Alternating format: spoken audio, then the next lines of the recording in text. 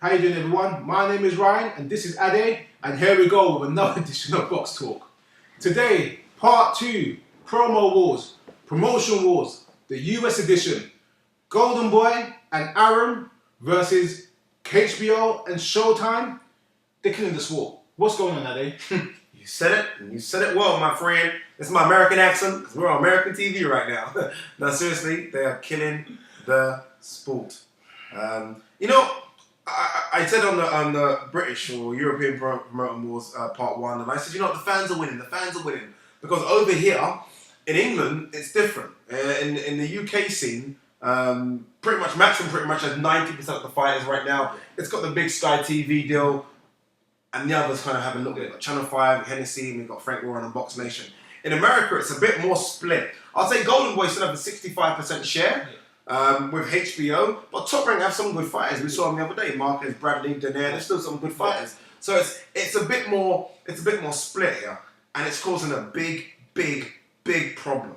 The problem is causing again fans are not getting the fights, but now the Top Rank is strictly associated with HBO. Strictly, yeah. Golden Boy is strictly associated with Showtime, and that alone, me personally, is a very dirty decision because the head of Showtime used to be the lawyer for Golden Boy, and now he's the head over there, so he's kind of everything over there. And Golden Boy was using Showtime as a bargaining chip against HBO, which kind of caused a feud originally because HBO was looking after Golden Boy and giving a huge output deal, and then Golden Boy in a second kind of stabbed him in the back. The main problem is now that we're not getting the fights. Yeah, that's exactly. We can look at it technically. We can give you guys a technical spiel about who's vice president, who's not, and this. But let's look at it from a fan's point of view.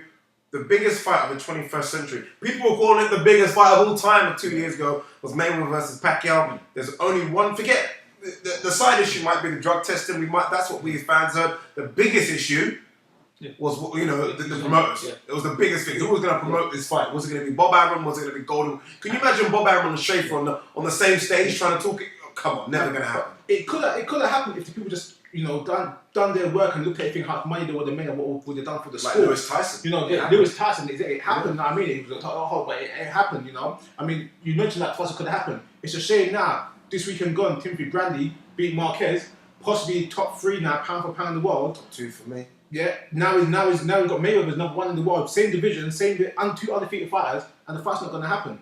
And it's common knowledge now as well. In the water. The worst thing is, it's common knowledge is that Mayweather beat him. When Mayweather beat Alvarez, everyone said, who's Mayweather going to fight next? Not one person mentioned Bradley, not because Bradley's not a good fighter, because even the fans know nowadays that it's not going to happen because Bradley's with top rank. I mean, you're going to mention Amir Khan, a guy that's lost maybe 2 of his last 4 or 2 of his last 5. Yes. And the 2 of his last 4, and then you're going to say Timothy Bradley is undefeated, he's beaten the majority of the marquee names in the sport since 2006. Easy. Since he beat Junior Witter over here, he's cleaned through everyone in the 140, minus Khan, and now he's starting to clean through a lot of the 147 guys as well. Exactly. People are talking about Devin Alexander getting a shot at Mayweather.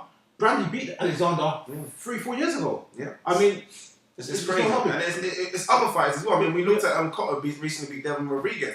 A lot of people were saying, okay, we'd like to see Cotto versus Alvarez maybe in May. Yeah. Again, different promoters. Can that fight happen? They're saying not really. It's crazy. I mean, it got silly a few months ago. Remember we had before Danair lost to Redondo, and before Mayers lost, we had Golden Boy trying to buy out Danair's contract. Saying, look, Danair we'll pay you X amount to have the fight strictly on our show. Then they done a counter offer, and it just got silly. It's like you got a legal binding promotional agreement between fighters, and promoters are trying to outbuy that agreement for one fight only to have their show on that person's show.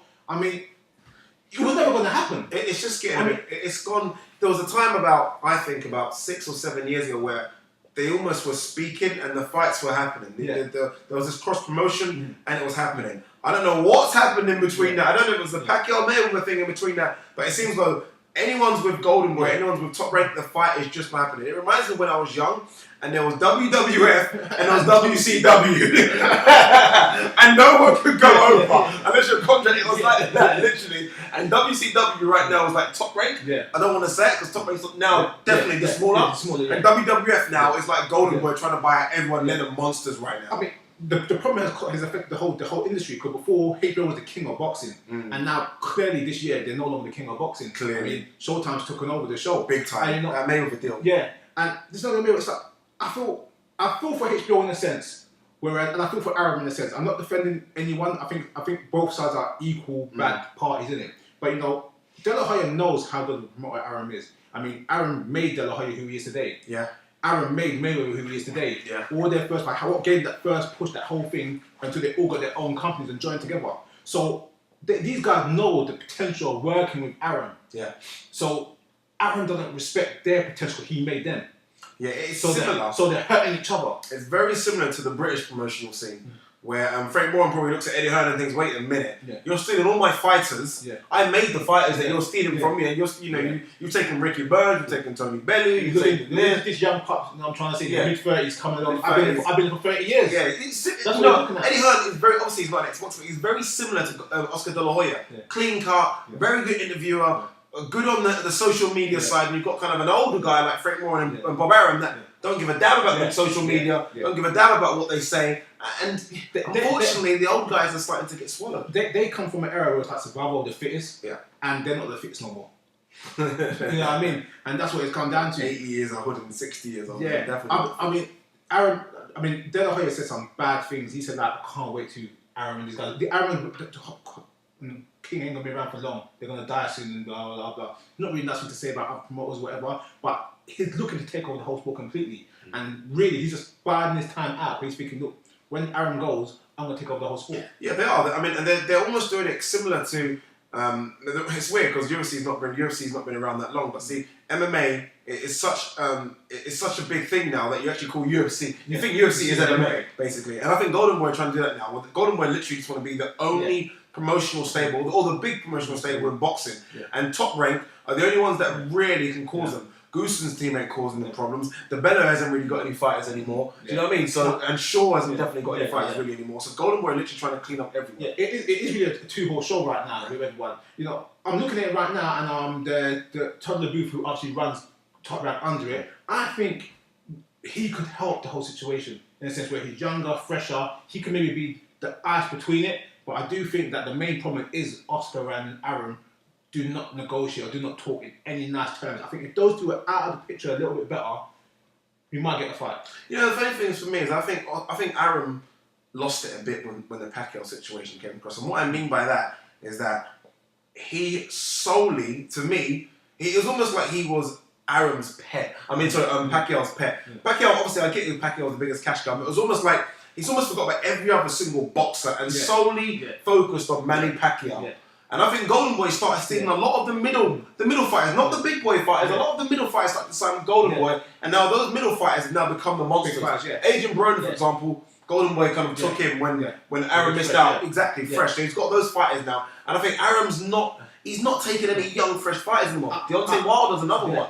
You know, I think Don King and Bob Arum, they always said that they were never the best of friends, but they could always do business because they understood the business, and they made a lot of money in the 90s putting their fighters together to build each other's fighters. What's happened now is that Aram has no one to bounce with, and you can't get these people to build together because it was a one-shot deal. It was a one-shot deal. You have a with us or you're against us, and Aram said he's not having that at all, and that's actually hindered the stable. I mean, like I mentioned, Timothy Bradley. He signed Timothy Bradley. He's got Timothy Bradley, but all the 147 guys and all the 140 guys are over with Top Rank. I'm just with Golden Boy. So now he has to pick and fights. I mean.